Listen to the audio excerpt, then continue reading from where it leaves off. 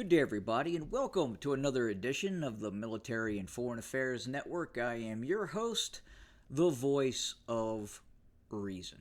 In today's episode, we're continuing our ongoing coverage of the war between the Russian Federation and the Ukraine while looking at the dynamics of this conflict in terms of what could happen throughout the rest of the world. Now, look, the United States is handing over hundreds of billions of dollars to the Ukrainian state to both prop up its now unelected government, to pay its military, to pay its government employees. Again, hundreds and hundreds of billions of dollars. Now, as the United States infuses the Ukraine with all this cash, if we go over to our bigger map over here and we go over to the United States, it is now predicted that within the next 10 years, we could see the collapse of both San Francisco and Chicago. As we speak, about 50% of all buildings that house office space in both Chicago and San Francisco are below 50% vacancy rates, meaning that these large buildings designed to bring in business and house corporate headquarters and what have you are empty. Now, that is going to have a dire effect on these cities. And it really hasn't hit yet, but it is coming. And that's going to have a cascading effect to other U.S. cities. Look, businesses right now in the United States are afraid to move their employees to San Francisco.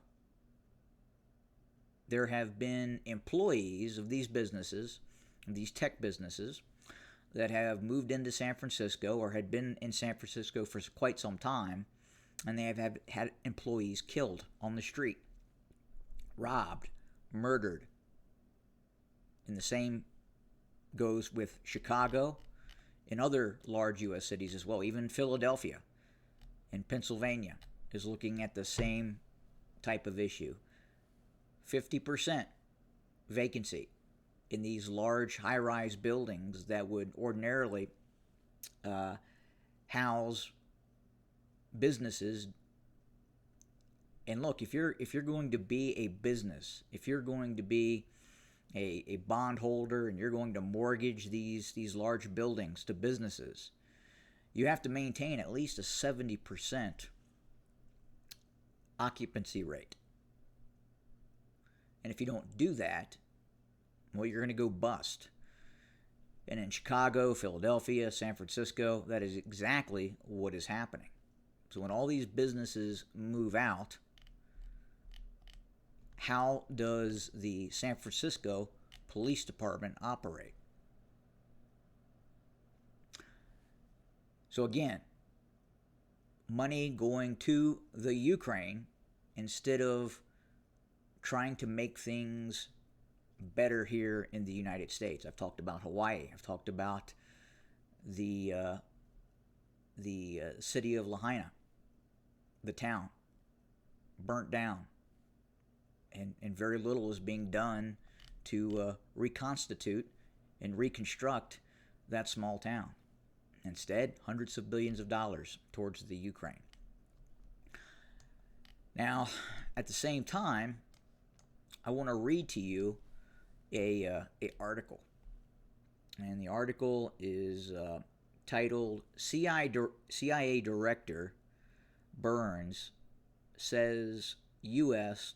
West shouldn't be intimidated by Kremlin's nuclear threats to the Ukraine. Shouldn't be intimidated. Now, I'm not sure what that means. I mean, if Russia decides to deploy a nuclear weapon, God forbid, what happens? So, intimidation, that is something completely different. That is something as if you are stating that one should not be intimidated of Nicaragua, for it may invade Honduras. One should not be intimidated. Intimidated.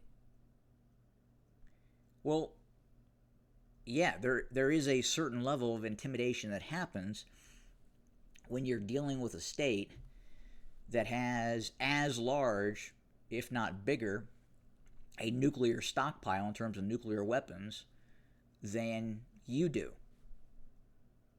Intimidation. I'm not sure I get that. And this is just part of the decision-making process, the incompetent decision-making process of those that are in power in the White House right now. And we really don't know who that is in terms of who is running the country. We know it's not Joseph Biden. We know it's not Kamala Harris. So at this point, we really are not sure who's running the country. So back to this article. The U.S. and its allies should not be unnecessarily intimidated, quote unquote, by Russian threats to unleash its nuclear arsenal as Ukraine presses for more offensive weaponry to turn back a Russian invading force, CI Director William Burns said this weekend. In a surprise public appearance Saturday with British MI6 Chief Sir Richard Moore in London, Mr. Burns said CIA analysts had assessed there was a genuine danger in 2022 Russian President Vladimir Putin might follow through on threats to use his vast nuclear arsenal against the Ukraine and its allies, but that more recent Russian threats were far less plausible. All right, so let me pause that article there. So this is from the same administration that believes that it would be a wise decision of placing this individual, Sam Brinton, in charge of a nuclear regulatory commission. This is the same administration that believes it is okay to place Richie Levine, a person who has never served in the U.S. military, who is mentally ill, a mentally ill transvestite, in charge of a public health agency, of the largest public health agency in the United States. So again, you see them both here. You see Sam Brinton to the right, in charge, or was in charge before he was arrested for felony theft at an airport for stealing women's clothes. Yes, in charge of a nuclear regulatory commission agency. Richard Levine. Again, we're looking at the decision-making processes here. So during the height of the Cold War, the Cuban Missile Crisis, we did not see these types of decision-making processes. We didn't see it. So at that point in time, in the 60s, even the 70s, the 80s, I reasonably believe Americans generally accepted there were fairly rational and reasonable people making decisions that, especially regarding global thermonuclear war, that we would be okay. When I say we, I mean we, the American people. Now you have Richard Burns saying that the United States, shouldn't be intimidated by Russian nuclear weapons as the United States gets ready to hand over weapon systems that would have the ability to target Moscow. And it appears that at this point, the Ukrainians intend to target or attempt to target facilities, weapons plants deep inside of the Russian Federation. Now, at the same time, again, the U.S. shouldn't be intimidated. Those same individuals are appointing these individuals to positions of key leadership. Completely irrational, unprecedented. And you have to ask the question, is the persons that have control of the nuclear button that are making these statements of you shouldn't be intimidated of Russia's nuclear weapon systems, that are placing these individuals in power with serious, both criminal and mental health issues, are these wise decision makers? Look, in the nuclear realm, you have to have rational, reasonable decision makers. If you don't, well, there you go. It all ends eventually. Especially if two civilizations, two nation states unleash nuclear hell upon each other. So again, the same individuals that control the White House, that control the U.S. government right now, who are telling you, the people of the United States, well, you really shouldn't be intimidated of Russia's nuclear weapons. At the same time, putting these individuals in power. These sick individuals. That should terrify you. Should absolutely terrify you. And again, as I talked about just prior, as we give all this money to the Ukraine, the United States, the cities in the United States, we are fracturing. Completely and utterly fracturing. Go into a large U.S. city. Any, what you would define as a large U.S. megacity, with the exception of some cities maybe in Florida, Texas. But you go to California, the East Coast, the Northeast, and you look at what's happening, it should terrify you.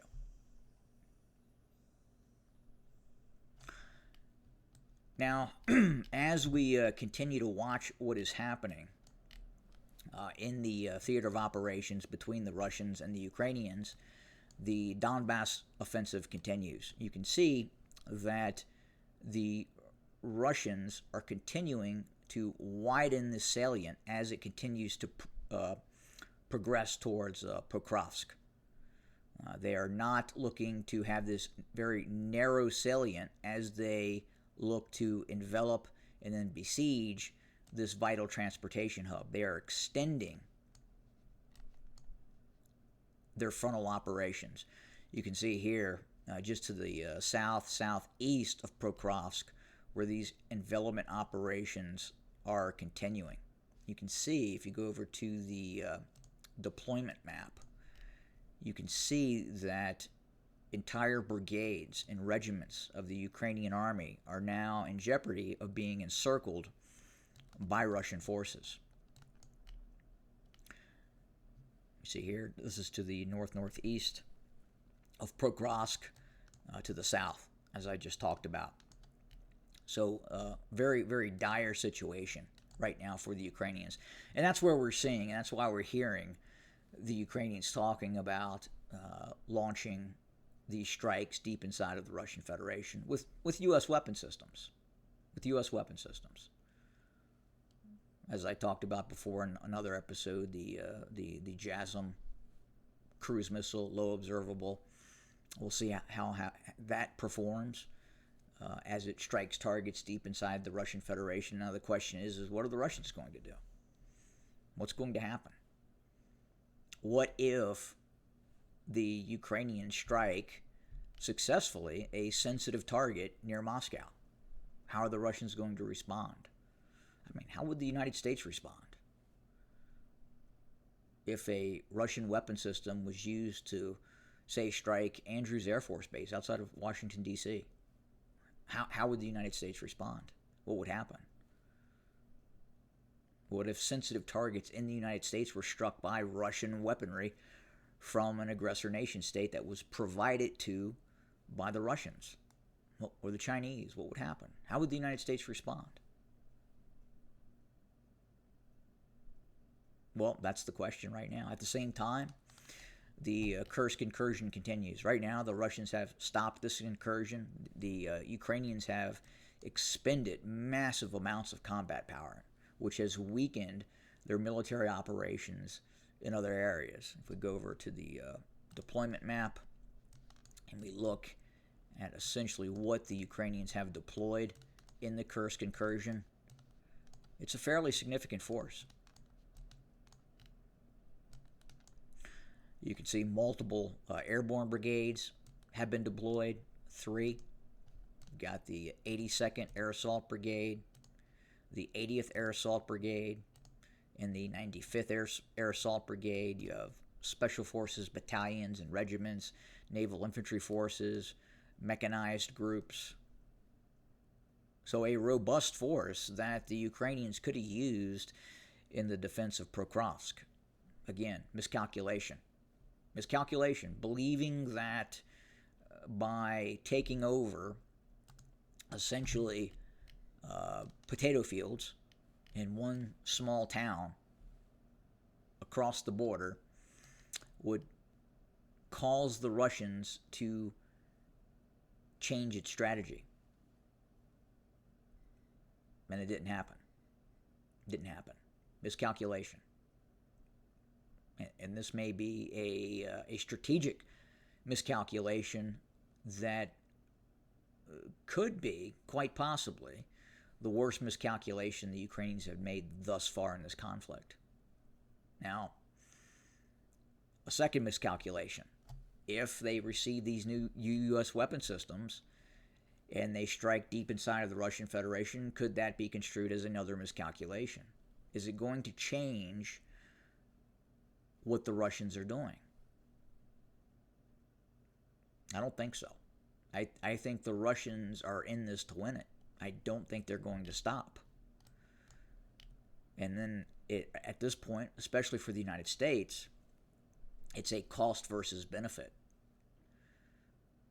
Is the cost going to be greater than the benefit? If the Ukraine is entirely absorbed by the Russian Federation, let's say worst case scenario, as far as the U.S. is concerned, as far as the current regime that's in power inside the United States, if the entirety of the Ukraine is absorbed, what happens? Well, we've already seen that happen. The Ukraine was part of the Soviet Union for many, many decades.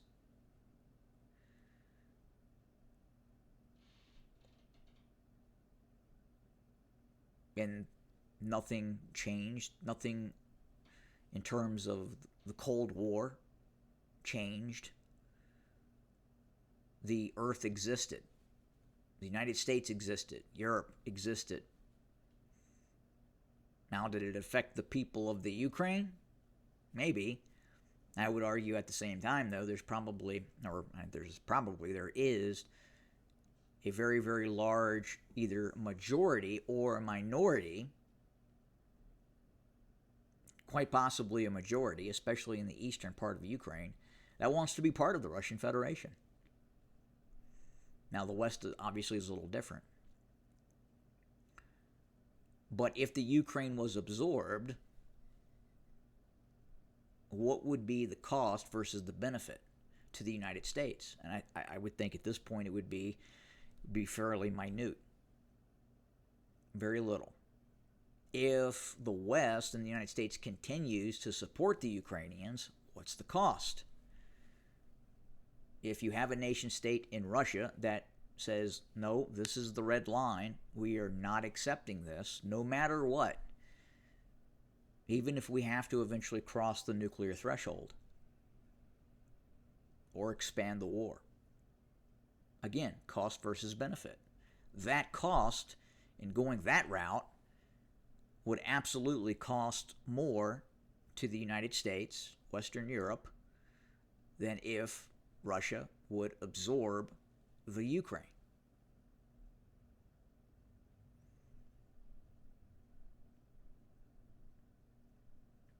So let's hear it in the comment section. More to come. As always, thank you for joining us. Have a good day.